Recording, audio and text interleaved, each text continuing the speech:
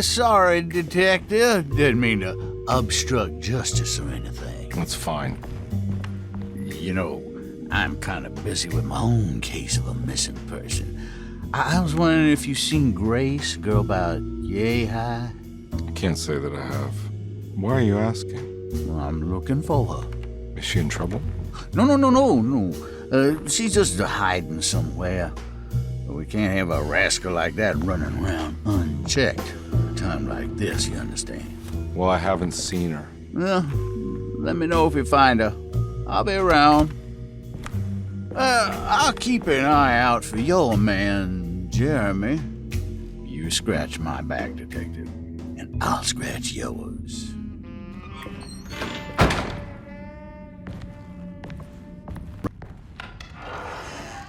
Looks like everything's back to normal here.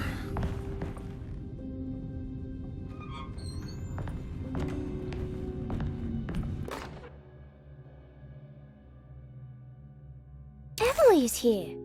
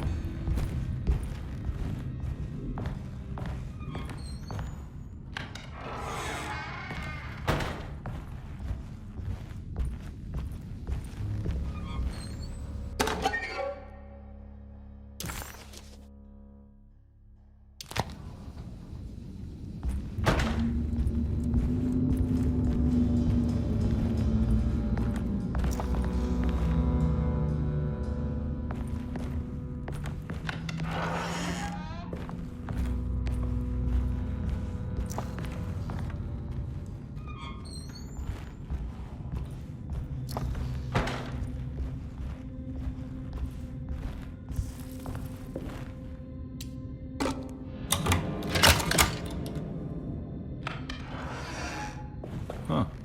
How eccentric. I did it! I crossed the thresholds to my intended destination without a focusing device. My talisman now knows these roads, and I have no need for the plates. I can find my way to Lafayette as easy as I find my own room. I visited the grave of my father and seen the oven waiting for me. Thank you for opening these doors. I now must summon my courage and go back to that hateful mound outside the oil rig. I hope you'll be feeling better when I return. Jeremy.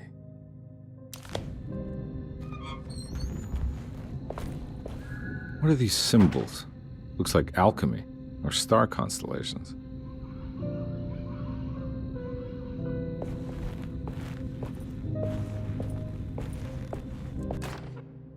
Will I need to remember how to get them out again? They are locked up for good reason. I am sure she is still able to whisper the answer in the ears of the wrong people. But not for long. I will see her burned soon enough. That black goat will be sacrificed to put an end to it all. Then it will all be over. No more Derceto, and sadly no Astarte.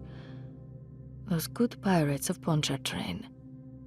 May you still sail the lake until you find the shores of Hali.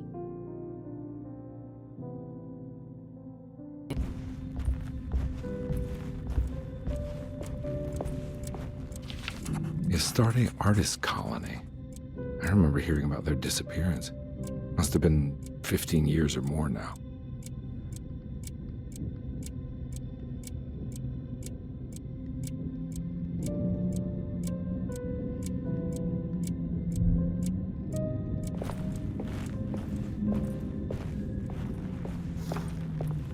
These paintings got some grim-looking rot on them.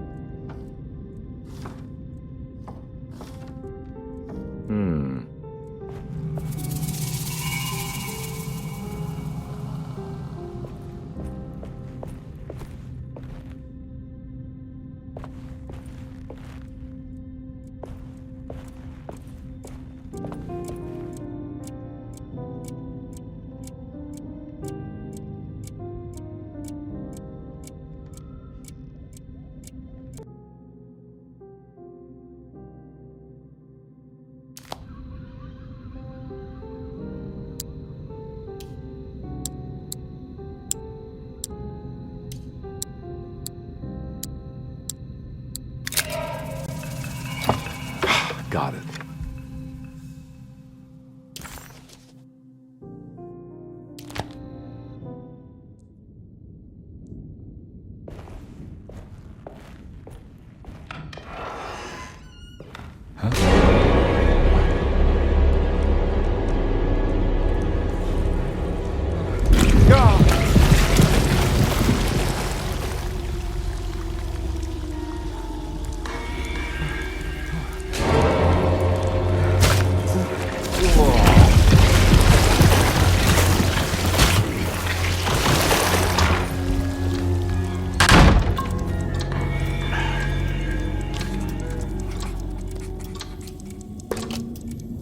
What happened? Everything's normal again? Right. I need the key.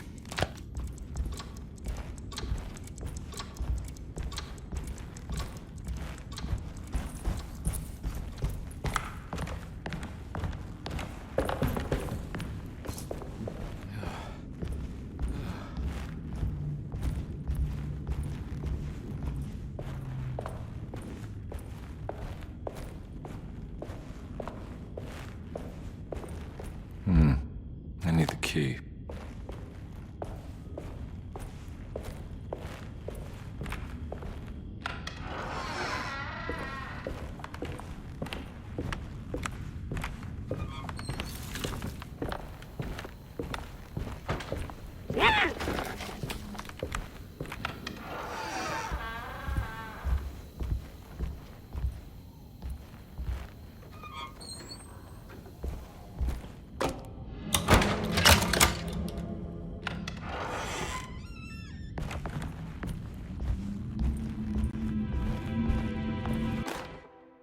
Lost Plantations of Louisiana, Thierry Briclot, 1917.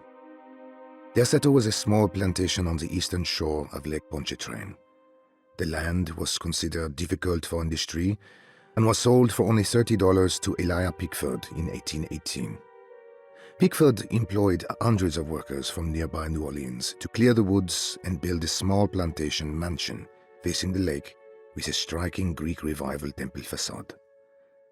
Derceto kept a modest production of Perique tobacco and indigo that persisted up till the Civil War.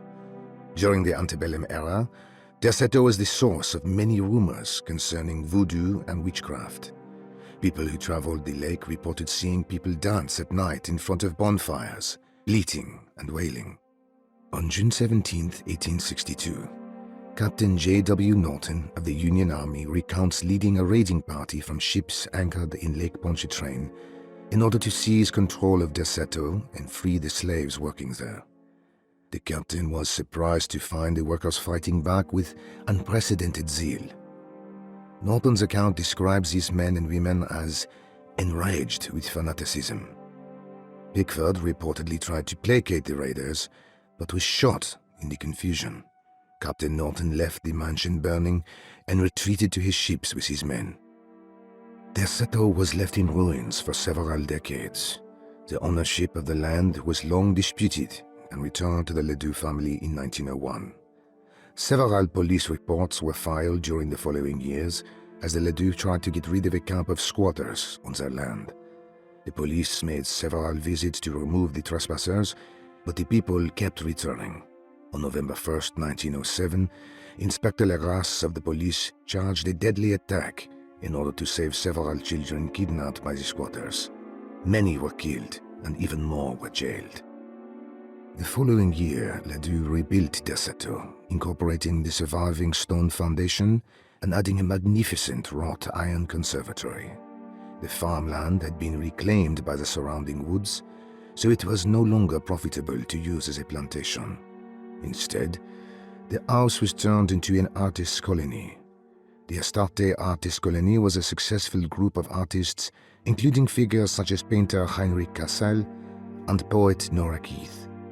The group was also known for their beloved Mardi Gras crew called the Pirates of Pontchartrain. On September 29, 1915, a tropical hurricane tore through Louisiana, causing Lake Pontchartrain to flood New Orleans. Due to the remote location of Derceto, It took almost 2 weeks for outsiders to learn that the artist's colony was abandoned.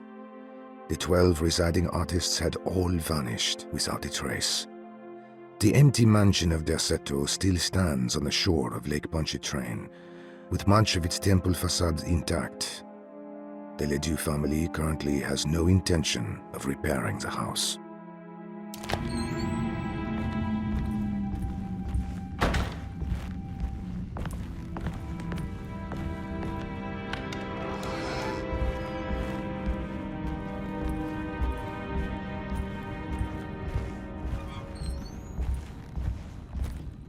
It's wedged shut.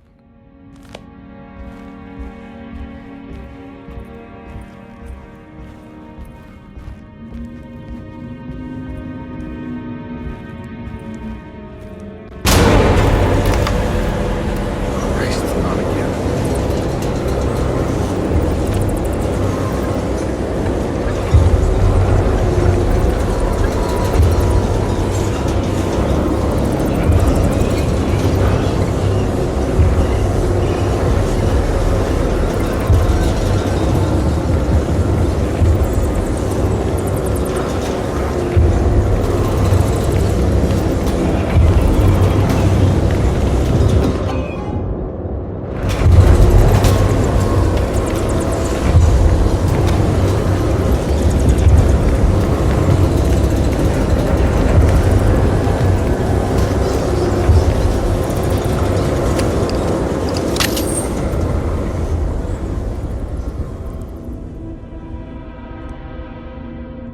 What the hell is going on?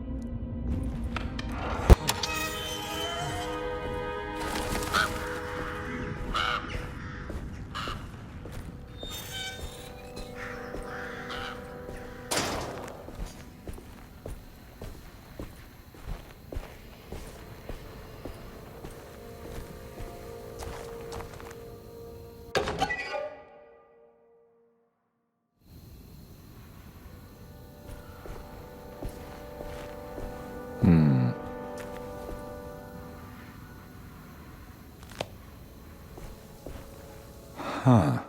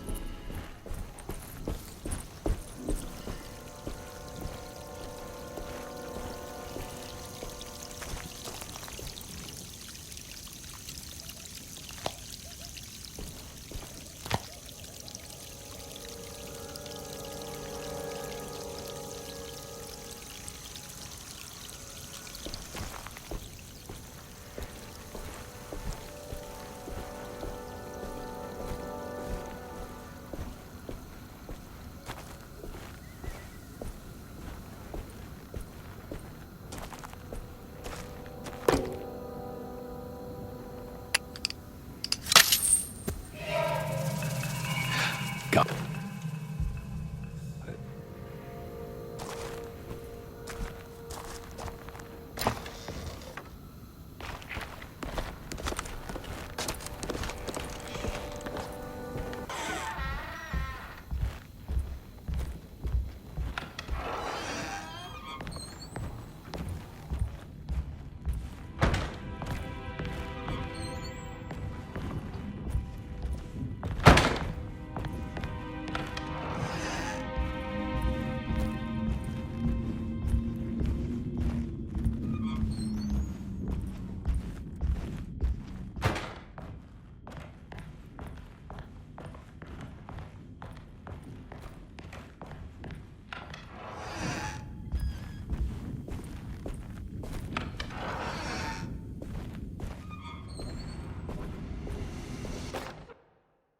You know, Mr. Waits, I saw a piece of the plate that Liza broke. I think she's been hiding them. She's not very good at it. She just chucked it into the little room with all the tools behind the boiler. I left it there.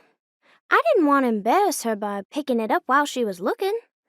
We went upstairs instead and played backgammon. I let her win, because she's so unhappy. The piece looked like the one on display in Cassandra's room. You know about that one already, right? Or is your eyesight really that fuzzy? I hope you don't feel bad about your glasses. You only look stupid when you squint. Maybe if you had more eyes, you would see these things. I wish you had all the eyes you needed. Your best and favorite guest, Grace. It's another plate for the talisman. Like the other one, it's broken and missing some pieces.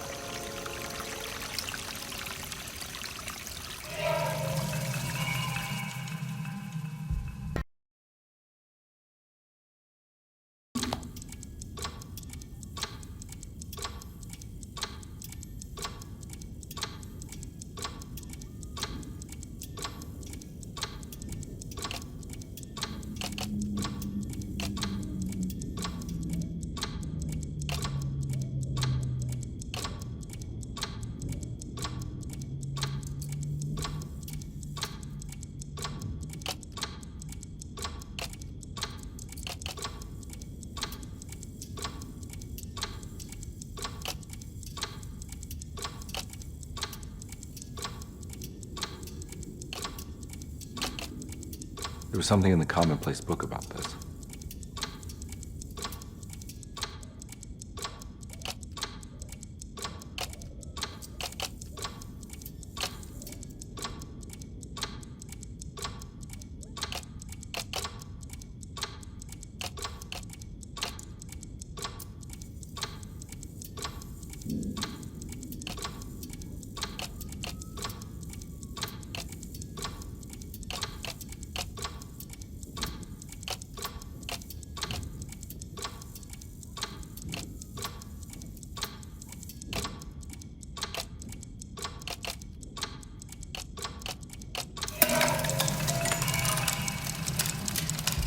I think the clock broke, or maybe it just stopped at a very precise place.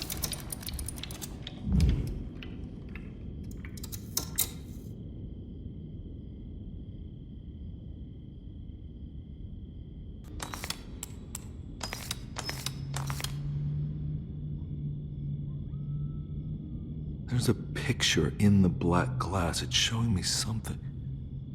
It's the hallway outside Jeremy's room.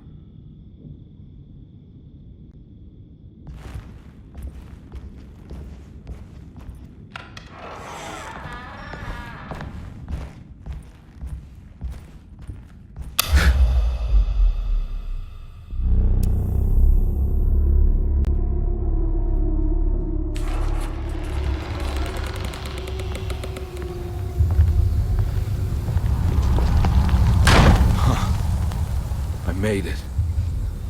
I entered another one of Jeremy's memories.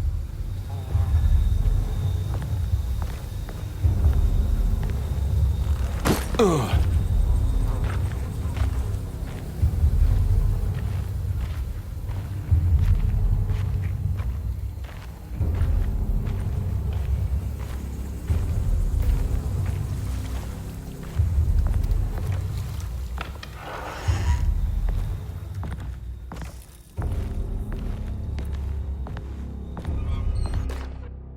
May 1923. Monday. All okay. Ready for delivery. Maintenance.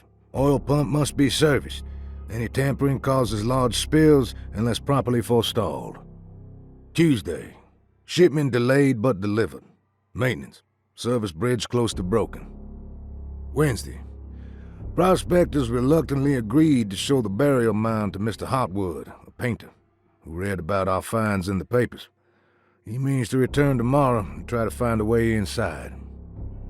Thursday. Mr. Hotwood's efforts delayed. The workers seemed nervous about his presence. Hotwood promised not to return to the compound. Instead, he has taken up an offer by L'Officier, the riverboat captain, who means to pilot him to the site tomorrow morning. Hopefully that's the end, and work can resume. Maintenance. Bridge from the oil tower to the bayou has collapsed. Sabotage suspected. This is the devil that guides us now.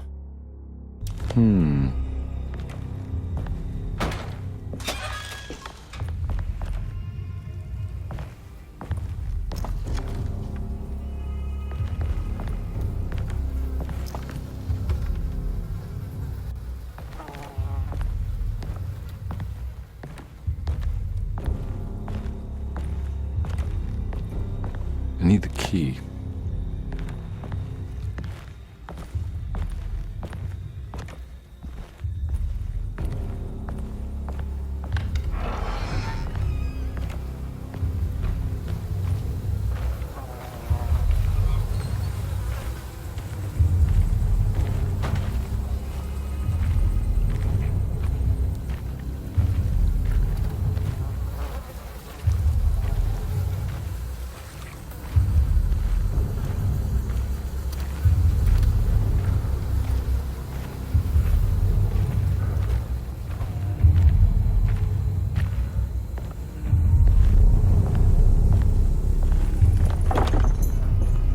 Locked.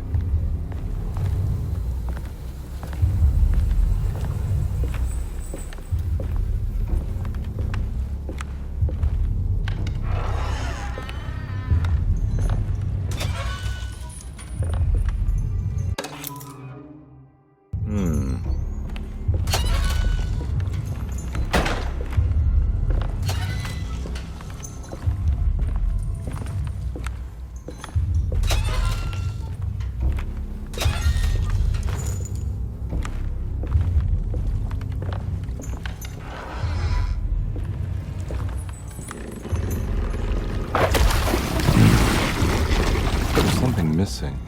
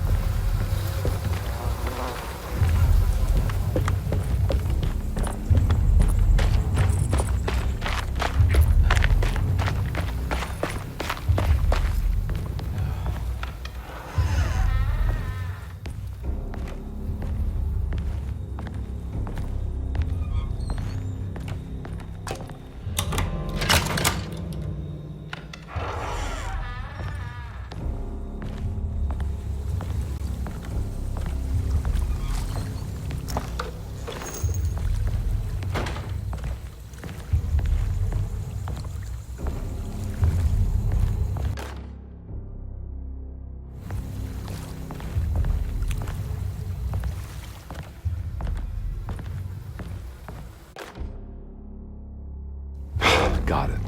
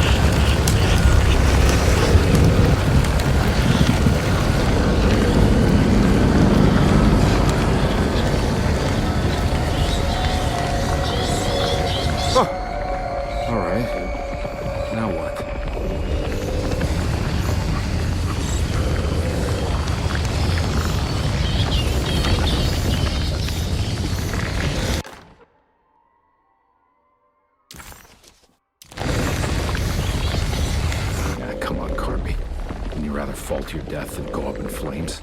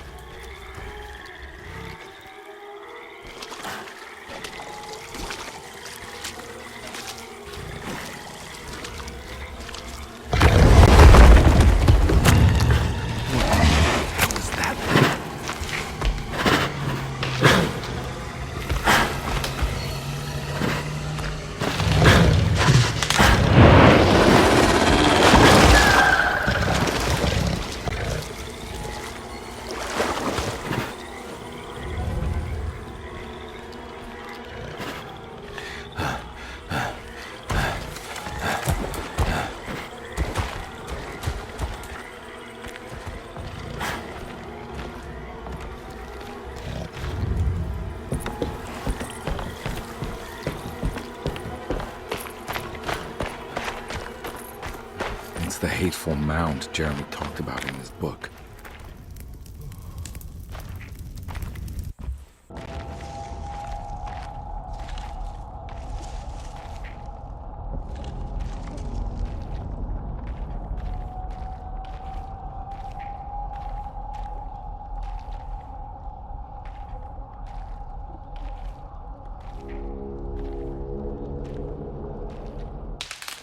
Don't come any closer. I'm armed. Get that thing out of my face. Who are you? What are you doing here? I'm just a detective trying to find something called Terawea. You after Jeremy too? Why? I'm working for his niece. She wants to make sure he's all right. He might be unharmed, but far from all right. He's a curse upon Deseto. Here we go again. Quiet.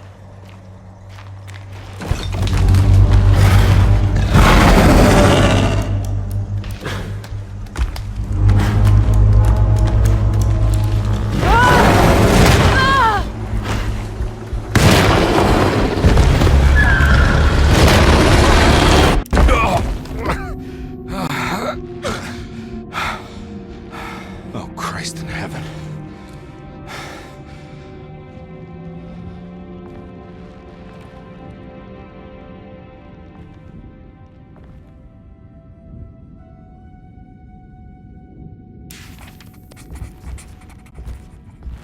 Ooh.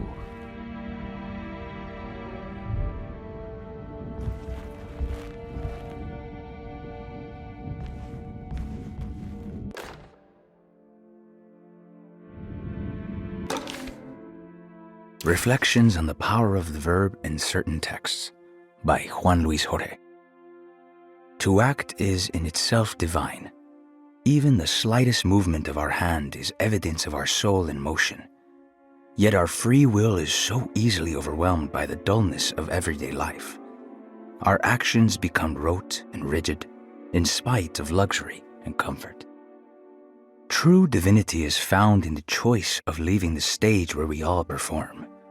People who discover this freedom unexpectedly will be struck by the terror of this revelation and become paralyzed, or worse, turn to suicide.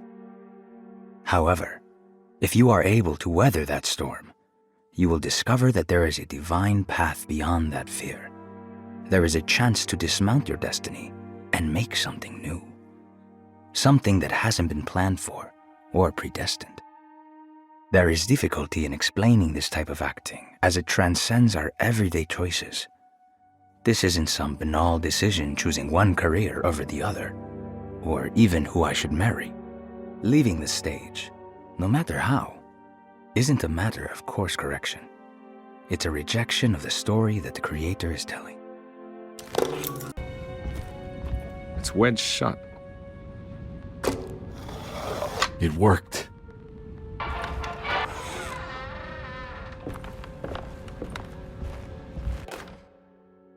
The Barlow lens. Instructions. To double the magnification of your telescope, simply fit this Barlow lens to your instrument. Then operate the fine tuners to adjust the distance between your lenses. This is easily done while looking through your eyepiece. Simply search for a position where your picture is clear and appears flat. When correctly tuned, your telescope should present a clear picture with magnificent magnification.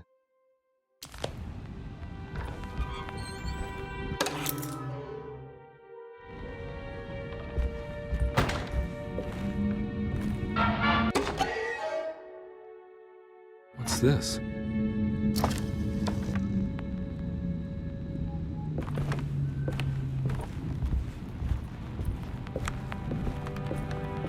I don't think I have everything I need. Now we're talking.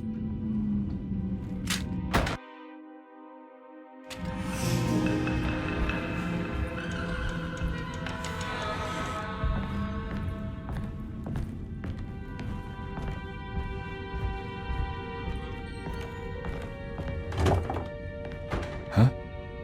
What?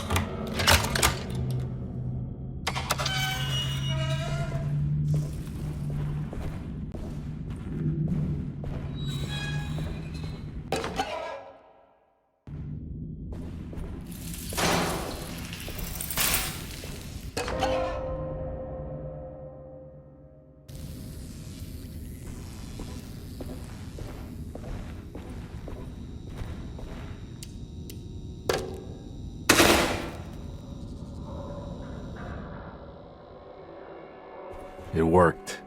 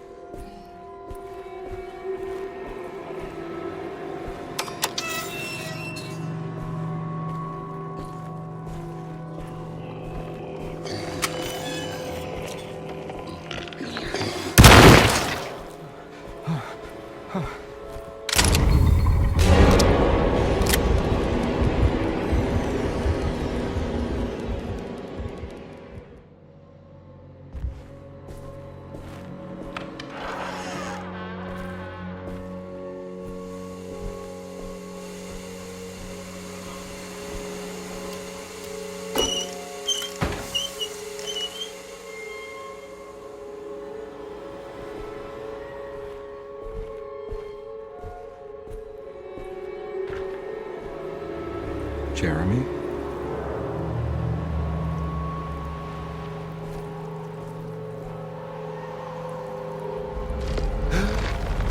What the hell is going on here?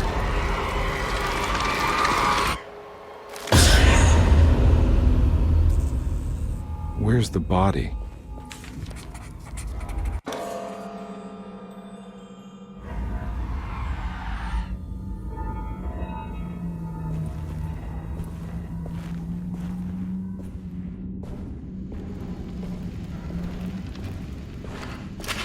Stained. Looks like some kind of rot.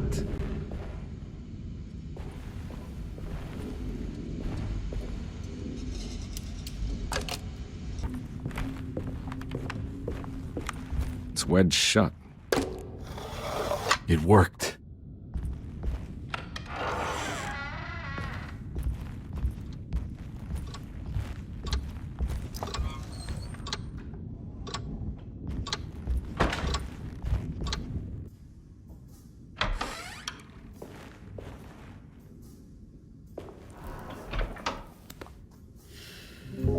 Detective Carnby, how good of you to come.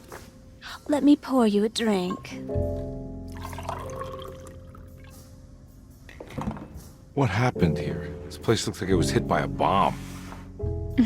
Welcome to the madhouse, Detective. Thanks. Did the ceiling just collapse? I heard it was something in the attic, something that was supposed to happen but didn't. How that could have such consequences is beyond me. The truth is, I don't know why the room looks like this. But I bet your friend Jeremy does. You know where I could find him? Oh, somewhere in his past, I suppose. He keeps going on about that mysterious dark man. I think he is hiding from him. Or maybe he's with him. I can't really keep up. I don't worry much. Take a look around this room. You may think it looks spectacularly devastated, but I just think it's finally found its stride. It fits perfectly with the state of this place and its loonies. The same goes for the nonsense with Jeremy. In my eyes, we finally managed to match the wild ride inside all of us. Well, I'm happy you find the evening so harmonious. I hope you don't mind me setting things right. Jeremy's business, that is. This room looks beyond my capabilities. Good luck, Detective. Hope to see you again soon. Yeah. Evening, miss.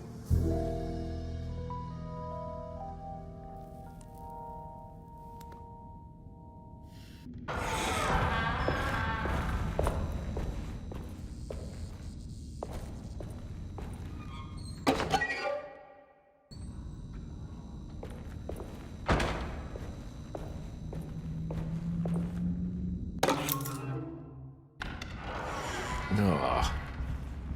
There's more of that aggressive rot.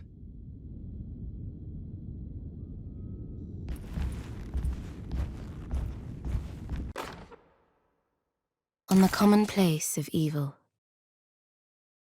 There lies virtue and stark irreverence, careless thoughts of luminous indifference. But blame not the beast we once were, which science so often wished to refer. Not the wicked full of sin, it is you who stand and grin. All our good intentions aside, whereupon we build our pride. Sunless solitude, follow not this corrupting light. Prophets of confidence always crashes out of sight. Hear me, for we all bear this mark.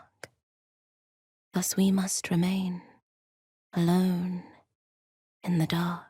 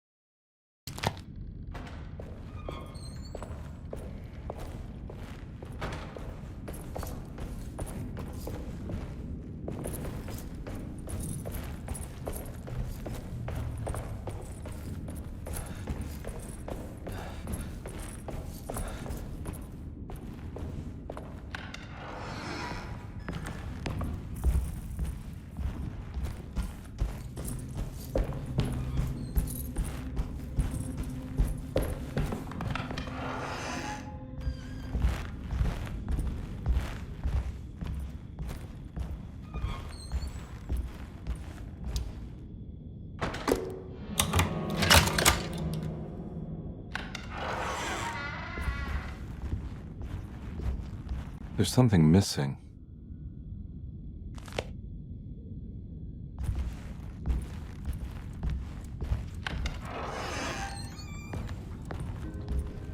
This must be that kid's room.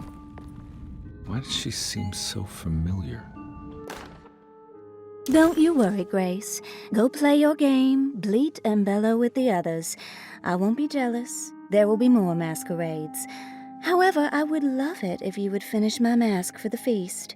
With love, Ruth.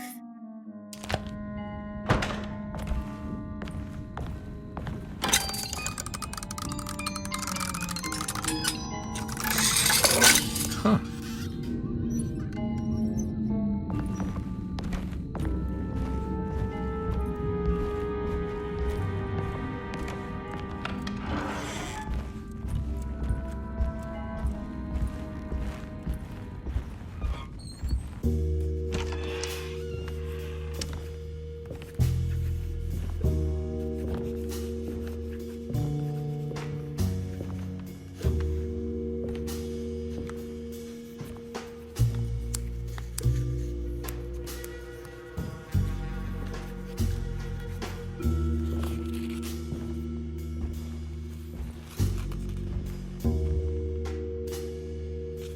What you got there? You drawing something? Nothing special. I'm just bored. Do I know you from somewhere? I remember you, Mr. Conby. From where?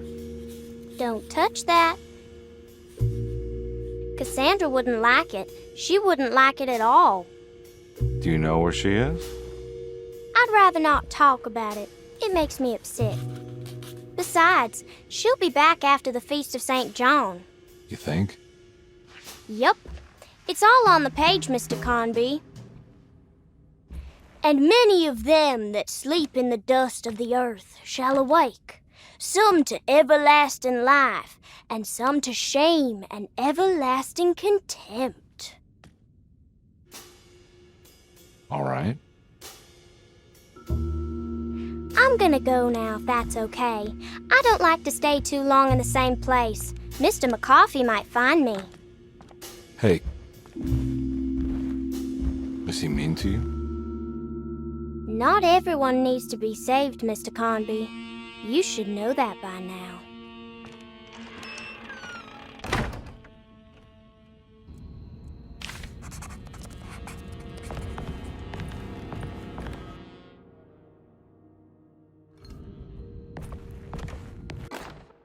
Miss Beauregard, I picked up your medicine at the post office today. As you understand, it needs to be administered by the orderlies for your safety. I've put the box in Lottie's room for now, and I'm sure she will find you as soon as possible. Mr. Waits. So this is where Cassandra Beauregard ended up. For some reason, I thought she died years ago. There's more of that rot again, like it's guiding me to do something. But what?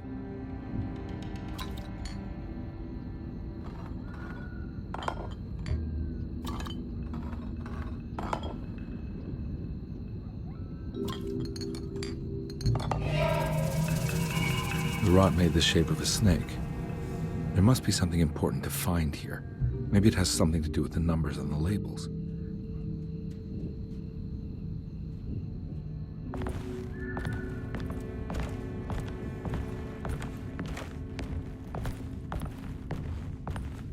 It's another one of those strange padlocks.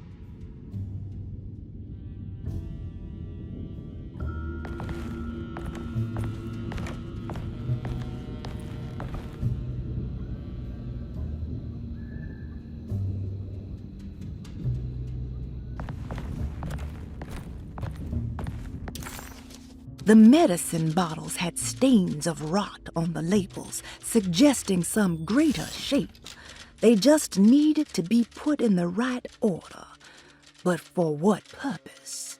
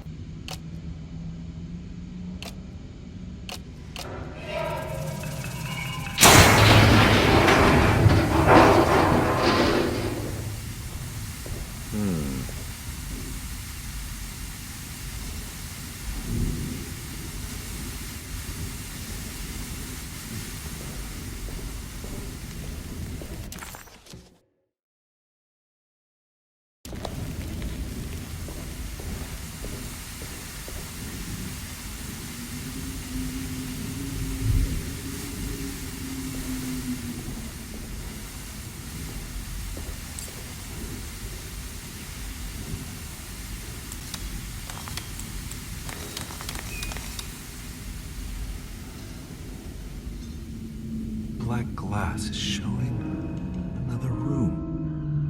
Must be a way to another one of Jeremy's memories.